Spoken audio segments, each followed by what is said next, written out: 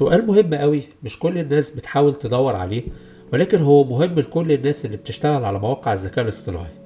ليه يا ترى خدمات الذكاء الاصطناعي اغلبها مواقع اونلاين مش برنامج انت بتحمله على جهازك؟ لو كنت سألت نفسك السؤال ده قبل كده او اول مرة تفكر في الموضوع ده، فتابع معانا الحلقة عشان تعرف السبب، وما تنساش تعمل سبسكرايب. ويلا بينا نبدأ.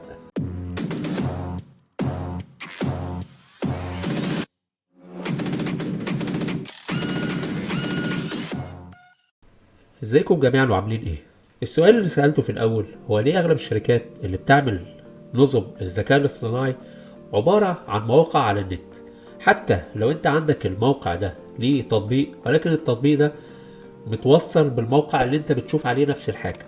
يعني بيبقى فيه مصطلح كده اللي هو زي الويب فيو، يعني الابليكيشن على الموبايل ده ما هو الا واجهة بتوصلك بالموقع اللي انت تقدر تعمل عليه نفس الخدمات بالظبط. وعندك امثلة كتيرة من الكلام ده، اولهم مثلا على سبيل المثال موقع زي شات جي بي تي. ليه هو موجود اونلاين على موقع مش برنامج انت بتحمله على جهازك او على الموبايل؟ عشان نجاوب الموضوع ده خلينا نرجع شوية كده عشان نفهم ايه الاسباب اللي خلت الشركات اللي بتأسس الذكاء الاصطناعي تعمله اغلبه اونلاين.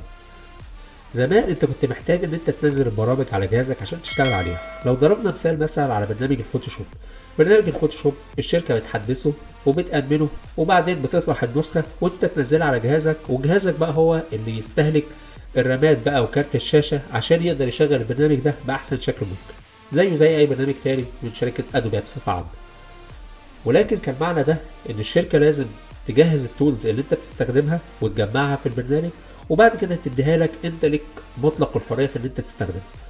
على عكس هنا بقى موضوع الذكاء الاصطناعي، ليه الخدمات بقى تحولت ان هي تبقى اونلاين؟ وليه الشركات بتحب ده اكتر؟ في عدة اسباب. اول حاجة المثال اللي احنا ضربناه قبل كده بتاع الفوتوشوب، ان هم جهزوا لك مجموعة التولز وصمموها بحيث ان انت توظفها في الحاجة اللي انت عايز تصممها.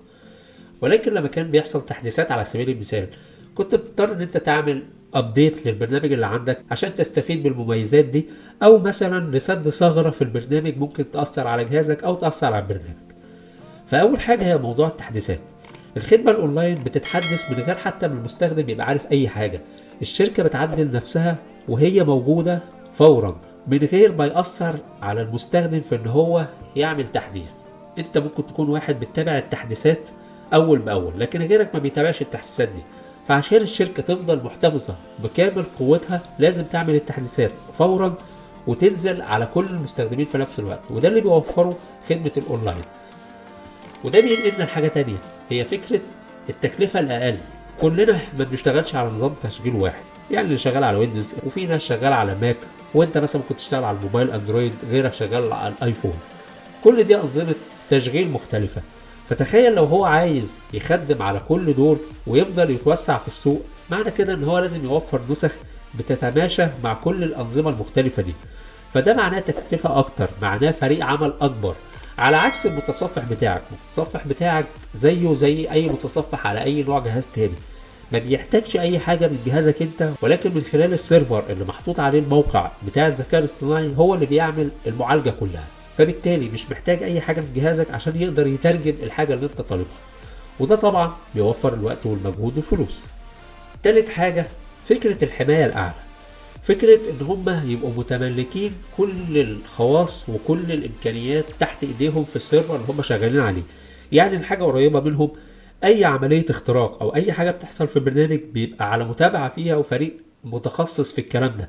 على عكس لو النسخة متوزعة على كل واحد، هيفضل برضو فكرة ان انت تعالج الثغرات بتاخد وقت كبير قوي في معالجة الحاجات اللي زي كده. لكن هنا الثغرات بتتصلح على طول من غير حتى انت ما تعرف عنها حاجة، لان ده امر داخلي ما بين الشركة ونفسها فقط. النقطة الرابعة بقى والمهمة هي فكرة البيانات المحفوظة اللي مش بتضيع. طبعا انت لو عندك جهازك، لو جهازك باظ او اتسرق او حصلت مشكلة في الهارد، ولذلك هو بيوفر عليك فكرة ان انت تعيد معلوماتك او بياناتك من الخدمات السحابية دي، لان هي موجودة على الموقع وهو بيتكفل بحفظهم بطريقته. النقطة الخامسة بقى والأهم، نقطة الربح. البرامج القديمة كانت بتتباع مرة واحدة. يعني انت مثلا على سبيل المثال اشتريت برنامج الفوتوشوب وما حبيتش ان انت تحدثه، فخلاص كده معاك البرنامج، ممكن ما تدفعش عليه اشتراك شهري او سنوي بعد كده وتفضل شغال على النسخة دي. لكن فكرة الشركات بتاعت الذكاء الاصطناعي ان هي تحتفظ بكل بياناتها على الموقع الاونلاين بيخليك مضطر ترجع للموقع علشان تقدر تستفيد بالخدمات دي. غير طبعا البرنامج اللي انت بتحمله ممكن تعمل له كراك، ممكن تدور على السيريال نمبر بتاعه. هنا انت ما بتقدرش تعمل كل الكلام ده لو على موقع اونلاين. وده اللي بينقلنا للنسخة السادسة اللي هي فكرة النسخ المقرصنة. نفس الكلام اللي بيخليك تقدر تدور على كراك او سيريال نمبر بيخليك ما تقدرش تعمل نفس الكلام مع الخدمة اللي مقدمة ليك اونلاين، لان انت من الاخر كل الشغل بيتم على السيرفر مش على جهازك ولا على جهاز غيرك اللي بيحاول يعمل كراك للبرنامج ده.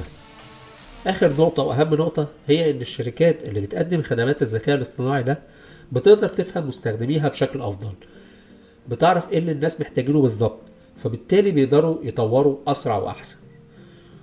والخاتمة بقى اللي انا عايز اضيفها هي فكرة ان المعلومة الواحدة ممكن الناس يطلبوها بكذا شكل. يعني انت عايز نفس المعلومة اللي انا عايزها، ولكن صيغة الكلام اللي انت قلته للذكاء الاصطناعي مختلف عني، فبالتالي لازم يكون في مكان واحد بس هو اللي عنده مجموعة الداتا دي، بحيث ان هو يقدر يفهم المعلومة ويجاوبك على حسب ما انت عايز، حتى لو اجابتك هي نفس الاجابة اللي انا عايزها، ولكن عشان يفهم السؤال اصلا ويقدر يقدم لك الاجابة الامثل بالطريقة اللي انت كمان تفهمها بنفس الشكل.